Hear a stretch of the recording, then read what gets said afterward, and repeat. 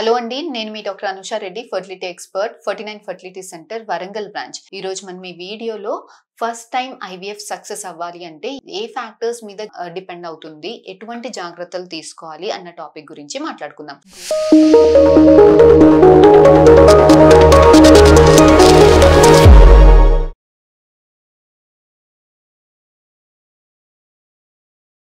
First time IVF success patient కి ఎలా అయితే ఒక డ్రీమ్ లాగా ఉంటుందో, ప్రతి ఒక్క డాక్టర్ డ్రీమ్ కూడా తన పేషెంట్ కి ఫస్ట్ టైం లోనే ఐవీఎఫ్ సక్సెస్, ఒక ప్రెగ్నెన్సీని ఇవ్వడం అనేది ప్రతి ఒక్క డాక్టర్ డ్రీమ్.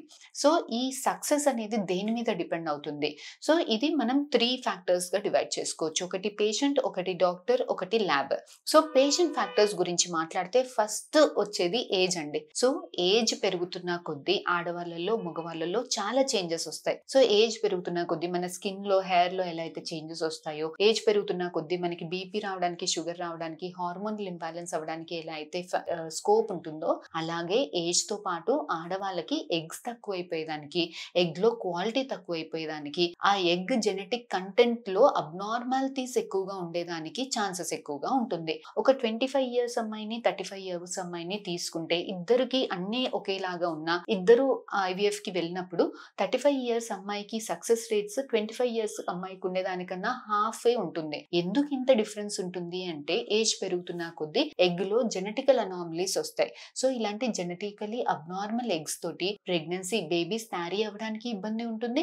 అలాంటి తారీ అయిన బేబీస్ అతికేదానికి, ప్రెగ్నెన్సీని ఇచ్చేదానికి ఇబ్బంది ఉంటుంది. ప్రెగ్నెన్సీ వచ్చాక కూడా అబార్షన్స్ అయ్యేదానికి స్కోప్ ఎక్కువగా ఉంటుంది. అదేంటి మేడం, నాకేం జెనెటిక్ ప్రాబ్లమ్స్ లేదు, నా ఎగ్స్ లోపలికి ఎందుకు ఏజ్ తో పాటు జెనెటికల్ ఇష్యూస్ వస్తాయి అని అంటే, ఎగ్ అయినా కానీ స్పర్మ్ అయ్యే కానీ బేబీ తయారీ అయ్యేటప్పుడు మనకి ఎగ్స్ డివైడ్ అవుతాయి, స్పర్మ్స్ డివైడ్ అవుతాయి. సో ఇది ఎగ్, ఇది స్పర్మ్ అనుకున్నాం అనుకోండి. ఎగ్ బేబీ తయారీ అయ్యేటప్పుడు ఎగ్ డివైడ్ అవుతుంది, అలాగే స్పర్మ్ కూడా డివైడ్ అవుతుంది. కలిసేటప్పుడు ఎగ్స్ స్పర్మ్ ఇలా కలుస్తాయి అన్నమాట. సో ఇలా డివైడ్ అయ్యేటప్పుడు కానీ, కలిసేటప్పుడు కానీ అబ్నార్మల్ గా డివైడ్ అయినా, అబ్నార్మల్ గా కలిసిన, ఇలా జెనెటికల్ గా అబ్నార్మల్ బేబీస్ తయారీ అయినప్పుడు ఇలాంటి బేబీస్ పెరగలేవు. సో ఇలాంటి జెనెటికల్ గా అబ్నార్మల్ బేబీస్ తయారీ అయ్యేదానికి ఏజ్ తో పాటు స్కోప్ ఎక్కువగా ఉంటుంది. ఆడవాళ్ళకనే కాదు, మగవాళ్ళలో కూడా ఏజ్ అనుకుంటారు. మగవాళ్ళు జస్ట్ ఏ నెంబర్, నాకేం ఎఫెక్ట్ పడదు అని అనుకుంటారు. కానీ ఆడవాళ్ళకి 30 ఇయర్స్ దాటితే ఎలా అయితే ఎఫెక్ట్స్ ఉంటాయో, మగవాళ్ళకి 40 ఇయర్స్ దాటితే అలాంటి ఎఫెక్ట్స్ ఉంటాయి. సో సీమన్ అనాలిసిస్ లో కౌంట్, కదలికలు బాగానే ఉన్నా క్వాలిటీ అనేది ఎఫెక్ట్ అవుతుంది. జెనెటిక్ మెటీరియల్ ఫ్రాగ్మెంటేషన్, డిఎఫ్ఐ అంటాము.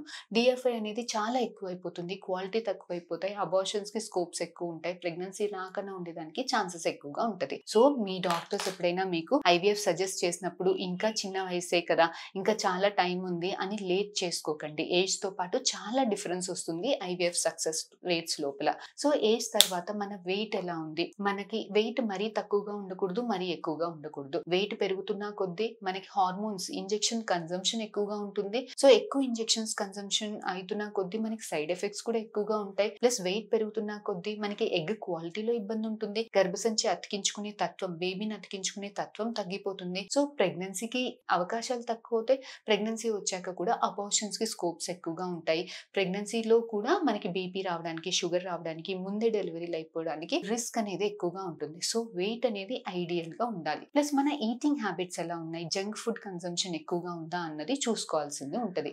Tobacco consumption, alcohol consumption complete గా తక్కువగా ఉండాలి. అండ్ మెయిన్ గా స్ట్రెస్ అనేది చాలా తక్కువగా ఉండాలి. స్ట్రెస్ వల్ల నాకెట్లా ఎఫెక్ట్ అవుతుంది అంటే, సపోజ్ ఇప్పుడు స్ట్రెస్ ఉన్నప్పుడు మనకి పింపుల్స్ రావడానికి ఎలా అయితే స్కోప్ ఉంటుందో, హెయిర్ ఫాల్ కి ఎలా అయితే స్కోప్ ఉంటుందో, అలాగే ఈ స్ట్రెస్ హార్మోన్స్, కార్టిజాల్ హార్మోన్స్ వల్ల మనకి ఎగ్ లో క్వాలిటీ ఇష్యూస్ వస్తాయండి. సో ఎగ్ మీద కూడా, ఎగ్ పెరిగేదానిలో ప్రాబ్లమ్స్, ఎగ్ క్వాలిటీలో ఇష్యూస్, బేబీ అతికేదానికి ఇష్యూస్, ఈ స్ట్రెస్ అనేది ఫర్టిలిటీ మీద డైరెక్ట్ గా, ఇండైరెక్ట్ గా చాలా ఎఫెక్ట్ చూపిస్తుంది. సో ఇలా స్ట్రెస్ లేకుండా హెల్దీ డైటరీ హ్యాబిట్స్ లో వీలైనంత త్వరగా మీరు ఐవీఎఫ్ చేయించుకుంటే అంత మంచిది.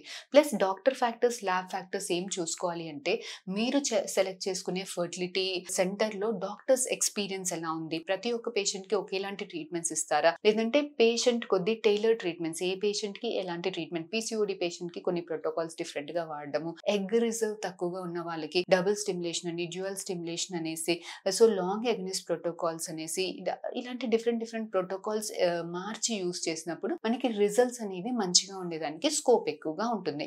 ప్లస్ మీ ల్యాబ్, మీరు సెలెక్ట్ చేసుకునే హాస్పిటల్ హాస్పిటల్‌లో ల్యాబ్ ఎలా ఉంది? ఐవీఎఫ్ ల్యాబ్ అంటే ఇప్పుడు బేబీ గర్భసంచిలో ఎలా అయితే పెరుగుతుందో అలాంటి ఎన్విరాన్మెంట్ బయట ఉండాలి. ల్యాబ్ అనేది మనకి వీలైనంత నార్మల్‌గా ఒక మదర్ పొట్టలో ఎలా అయితే ఉంటుందో, అలా గర్భసంచిలో ఎలా అయితే ఎన్విరాన్మెంట్ ఉంటుందో అలాంటి ఎన్విరాన్మెంట్ బయట క్రియేట్ చేయాలి అంటే చాలా చాలా హై ఎండ్ టెక్నాలజీ యూజ్ చేయాల్సింది ఉంటదండి. సో, అలాంటి హై ఎండ్ టెక్నాలజీ మీరు సెలెక్ట్ చేసుకునే ఫెర్టిలిటీ సెంటర్‌లో ఉందా? లేదా? అన్నది చెక్ చేసుకోవాలి. సో, యూజువల్‌గా మనకి ల్యాబ్‌లో డే 5 మటికి కల్చర్ చేస్తున్నారు. ఆ బ్లాస్టోసిస్ట్ కల్చర్ అంటాం. సో, ప్రతి ఒక్క ఎంబ్రియోని చాలా ఫెర్టిలిటీ సెంటర్స్‌లో బేబీ రెండో రోజుకి, మూడో రోజుకి ట్రాన్స్‌ఫర్ చేస్తారు. కాకపోతే రెండో రోజుకి, మూడో రోజుకి ట్రాన్స్‌ఫర్ చేసిన దానికన్నా ఐదో రోజు బేబీ మటికి కల్చర్ చేసి మనం ట్రాన్స్‌ఫర్ చేసుకుంటే, ఐదో రోజు మటికి బేబీ ల్యాబ్‌లో పెరిగింది అనంటే, మీ గర్భసంచిలో పెట్టినప్పుడు కూడా పెరిగేదానికి స్కోప్స్ ఎక్కువగా ఉంటాయండి. సో, కంప్లీట్ బ్లాస్టోసిస్ట్ కల్చర్ చేస్తున్నారా లేదా? ల్యాబ్‌లో ఇంక్యుబేటర్స్ ఎలా ఉంది? అంటే ఫ్రిడ్జ్ ఇప్పుడు సపోజ్ మన ఫ్రిడ్జ్ ఉందనుకోండి, దానికి ఒకటే డోర్ ఉంటుంది. మనం ఏది తీయాలన్నా అన్ని డిషెస్ బయటికి ఎక్స్‌పోజ్ అవుతుంది. సో, చాలా మంది పేషెంట్స్ మనం ఎంబ్రియోస్ పెట్టినప్పుడు ఒక్కొక్క పేషెంట్‌కి డోర్ ఓపెన్ చేసినప్పుడు అన్నీ కూడా patients embryos outside room టెంపరేచర్‌కి ఎక్స్‌పోజ్ అవుతాయి. సో, అలాంటి ఇంక్యుబేటర్స్ కాకుండా సిస్టమ్ ఇంక్యుబేటర్స్ అంటే ఒక్కొక్క పేషెంట్‌కి ఒక్కొక్క స్లాట్. ఒక్కొక్క పేషెంట్‌కి మనకు కావాలంటే అదే స్లాట్ ఓపెన్ చేసుకొని తీసుకునే టెక్నాలజీ సిస్టమ్ ఇంక్యుబేటర్స్ కానీ, మనకి లేజర్ టెక్నాలజీ కానీ, మనకి అడ్వాన్స్డ్ ఐవీఎఫ్ పీజీటీఏ అంటే మనకి యూజువల్‌గా సక్సెస్ రేట్స్ మనకి ఐవీఎఫ్‌లో జనరల్‌గా మనకి ఫెయిల్ అయింది అనంటే బేబీ జెనెటికల్ అనామలీస్ వల్ల ఫెయిల్ అవుతుందండి. సో, రికరెంట్‌గా మంచి క్వాలిటీ ఎంబ్రియోస్ పెట్టినా కూడా సక్సెస్ అవ్వట్లేదు. ఇలాంటి వాళ్ళకి ఎంబ్రియోస్‌ని చెక్ చేసి జెనెటికల్‌గా నార్మల్ ఎంబ్రియో పెట్టినప్పుడు వాళ్ళ సక్సెస్ రేట్స్ అనేది మనకి 60-70% పెంచేదానికి అవకాశం ఉంటుంది.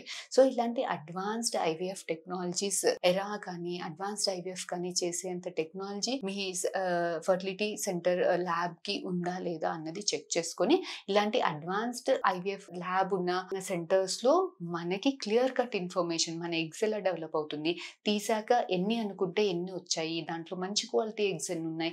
మీ హస్బెండ్ స్పెర్మ్స్ తోటి మిక్స్ చేశాక బేబీస్ ఎలాంటి బేబీస్ తయారీ అవుతున్నాయి? ఏ క్వాలిటీ బేబీస్? ఎన్నో డే బేబీస్? సో, ఇలాంటి కంప్లీట్ ఇన్ఫర్మేషన్ ఉన్నప్పుడు ఇచ్చినప్పుడు మనకి సక్సెస్ రేట్స్ కూడా చాలా ఎక్కువగా ఉండేదానికి అవకాశం ఎక్కువగా ఉంటుంది. సో, ఫర్దర్‌గా ఈ టాపిక్ గురించి మీకు ఇంకేమైనా డౌట్స్ ఉంటే please do come and contact us, or please do comment in the comment section. We'll definitely get back to you. Thank you.